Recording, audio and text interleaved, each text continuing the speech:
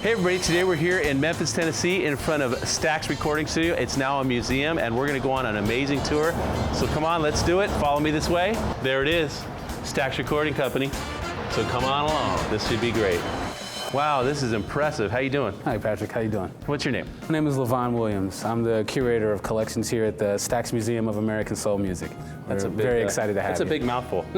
Yeah, I get used to saying it. Now, how did this all start out? It wasn't originally a museum. Right, basically this museum sits on the footprint of the original studio of Stax Records, whose heyday was in the 60s and 70s and largely responsible for the soul music movement. A lot of history here. Yeah, very much. Well now, what are we gonna see today? A lot of different things. Basically, the museum is a museum that deals with all of the American art form of soul music. So we take you through a little bit of the history of that and beyond, and we focus on Stax Records and we focus on other record labels as well. That's exciting. Well, let's get going. Let's do it. This is gonna be great, guys.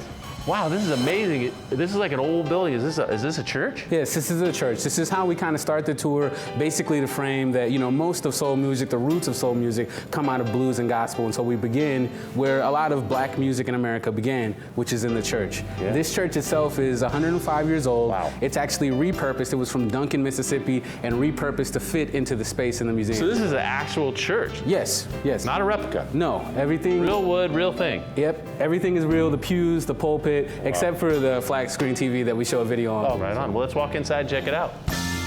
So this is where the music all started, right? In the church? Yes, exactly. And that, we just try to immerse the visitors in that experience to let them understand what it felt like to be a part of that, to be what it feels like to be part of that gospel movement and what it was like, when this church was fully functioning. This is a great place to start because, this is where it all did start. Yeah, exactly. Like I said, the roots of soul are in gospel, blues, country. You know what I mean? A lot of music went into sort of a melting pot to create what became soul music in the 60s and 70s. Yeah, this is amazing.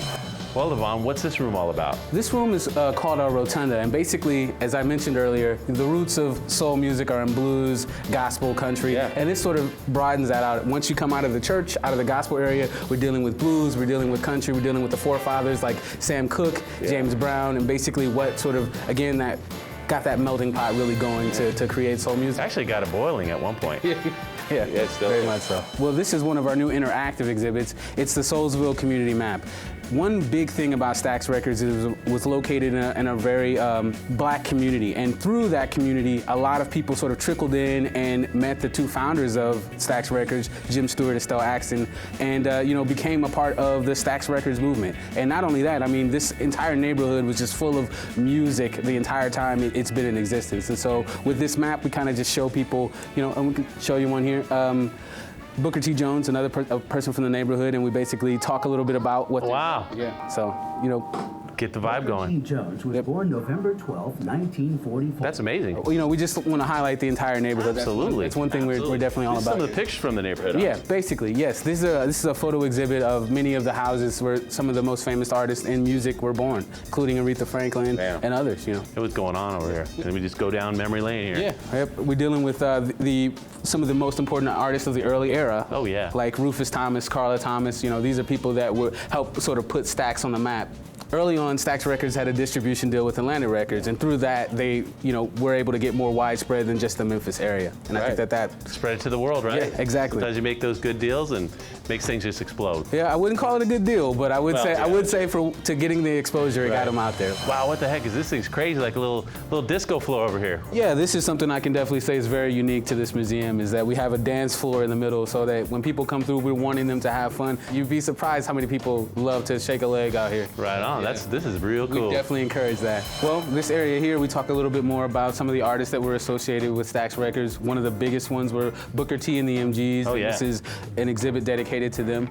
Actually, Duck Dunn, the bassist for the Booker T and the MGs, unfortunately just passed, but world-renowned bass player. So and they were the house band for most of the early hits of Stax Records. So they played on a lot. This was kind of like their home. Yeah, very much so, very much so. It was a very familiar atmosphere for the artists at Stax Records. Wow, Otis Redding. Yeah, I mean, basically one of the biggest stars, if not the biggest star of the early era of Stax Records, And this exhibit is dedicated to him and the Barkays, who are his backing band on the road. The first sort of group of Barkays perished, unfortunately, with Mr. Redding when he died in the famous plane crash. But they kept, some of the people that survived kept on going, started a new band, got new members, got a new, even funkier attitude, and they were making hits all the way through, wow, the 80s, now that I think about it. Yeah, that's true. Yeah. That's true, wow. But yeah, this is, two of our big showcases because, they're such important artists to the label. Absolutely. Basically, this is, talked about a lot of the different things that went on during the earlier era of Stax Records, the sort of everything that went up to probably around the time that Otis Redding passed away and the Barkays, the first group of Barkays. So what we have here is the control room, basically sort of the inner sanctum as we start to get into the inner sanctum of Stax Records. And, this board was used by engineers at that time. This is before the era of multi-track recording, when people were kind of having to do mixing on the fly, so that was an art in and of itself. And so, and this is a board specifically from that era. A lot of the other artifacts that are in this are very specific to the early 60s, early to mid 60s. Yeah, it's got that vibe. And then I know that they're looking through this glass into Studio A. Okay. The famous Studio A. And that used to be a theater, you told me. Yes, well, this entire place used to be a theater. And what happened is when they decided to convert it into a recording studio, they moved all the chairs out, but they decided to let the floor stay slanted. And that gave the recordings a very unique sound. And so at that time, you could be like, oh, well, that's a Stax record because that heavy bottom, that heavy bassy sound, That's cool. Yeah. Things happen. And it was just an accident. No real thought went into that. It was just like, we can't afford to flatten the floor, leave it slanted. It changed the acoustics. Yeah. That's amazing. Well, let's go check that room out. All right. So here's the studio, huh? Yeah, this is a world famous Studio A. And I noticed the slope, you're right. Yeah. Big time, we're going up. Yes. And like I said, it was, that didn't come across because that's what they wanted to do. It just kind of was this sort of an accident that happened. And again, it ended up giving this studio a very signature sound. So cool. And then we got some really cool looking instruments around. This is Duck Dunn's bass, it's autographed. Wow. This is Steve Cropper guitar, both were members of Booker T and the MGs, the Stax Records house band. Oh yeah. Right, so. Got a drum kit over here. Yep. And a lot of times with a studio like this was before, again, you could do like multiple takes of everything. Sure. If somebody messed up or something, it was, everybody we got to do it all over again. Wow. So, I mean, they got to know each other very well and got to, feed off each other quite a bit, so. A lot of history in this room, I'm sure. Yeah, very much so, very much so. We really do think of this as a very hallowed space. Yeah, it's amazing. So as we come out of the recording studio, we go into the fruits of the labor in the recording studio, which are all the albums, right? Yeah, this is our Hall of Records. This is one of my favorite areas in the museum because, album cover art, it's a bit of a lost art now, with iPods and everything, you don't see people putting as much time and effort into creating, these sort of covers anymore. But it's cool to see. It's real cool to see. A fantastic display. And then we get this here. Right. These are we have listening stations throughout the museum that allow people to, just take a listen to some of the artists and some of the music from that era if they haven't heard it, to introduce it to them. Of course, we have a gift shop here, so we're always, looking for ways to let people know a little bit more about the music, about the legacy. Take a piece of it home, maybe. Yeah, very much so. Right on.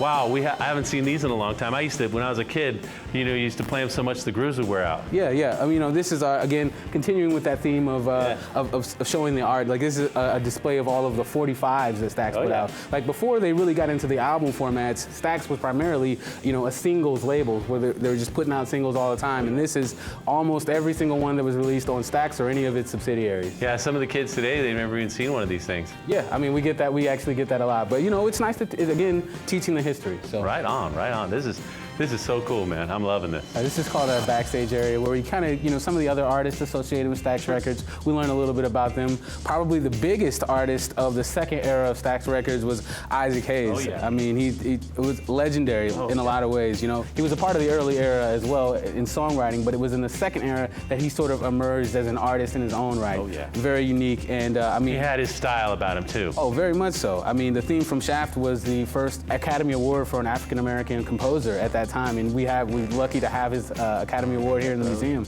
Right over here, the Academy Award. Amazing. And he has something real special. Oh, you have one of his rides over here. Well, yeah, the ride. The ride. The ride. This is Isaac Hayes' 1972 peacock blue gold, 14 karat gold trimmed Cadillac. Wow, that's amazing. Yeah, you know, the interior is also, it has shag carpeting inside, a refrigerator in the back, a TV in the front. I mean, they decked it out really, really well. This was a great catch for us as a museum. You know, it's one of our... Now, he used to drive this around on the streets, right? Yeah, oh, very much so. This was like an icon to the community. There are a lot of people in the community that were inspired by seeing him. You know, they've never seen an African-American drive something like this, you know, to reach that level. Absolutely, it can be done. It was inspiring to a lot of people. I mean, I hear that today, like, oh, my mom used to make me come down here and look at this car, you know, just to say, you can do this, you can achieve this, so. Way to go. Yeah. All about the positive, man. I love it, I love it. This is one of my favorites right here, Mr. Al Green, Reverend Al Green. Yeah, yes.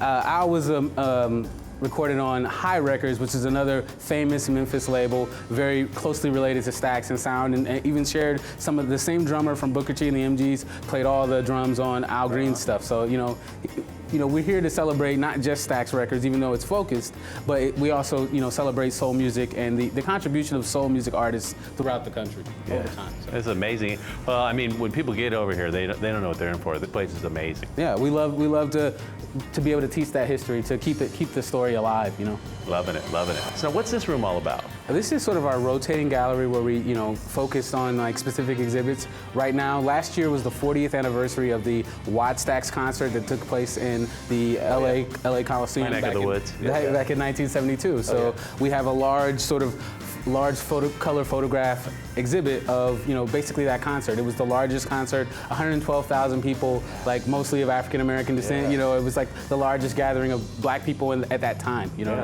I don't even know if it's been surpassed. So. Right on a big event, and you know the thing is that this changes all the time. This room, right? Yes. Mm-hmm. Okay. Yeah, we get different exhibits in all the time. We have a couple coming up this year. We have one that deals with the local Grammy chapter here. Wow. And we also have one that deals with the Memphis in May International Festival, which the country of honor this year is Sweden, and we're doing an exhibit with that as well. So international flair here. Yeah, it's all good.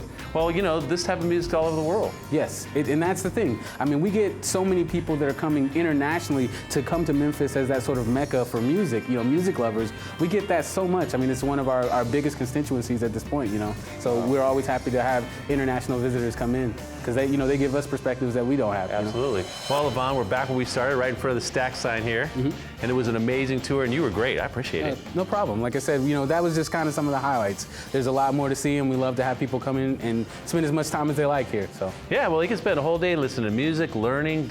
I mean, the dance area was cool. Yep. Bring the whole family, right? Exactly. All right, right. And thank you so much for being with us today. And until next time, just remember to enjoy.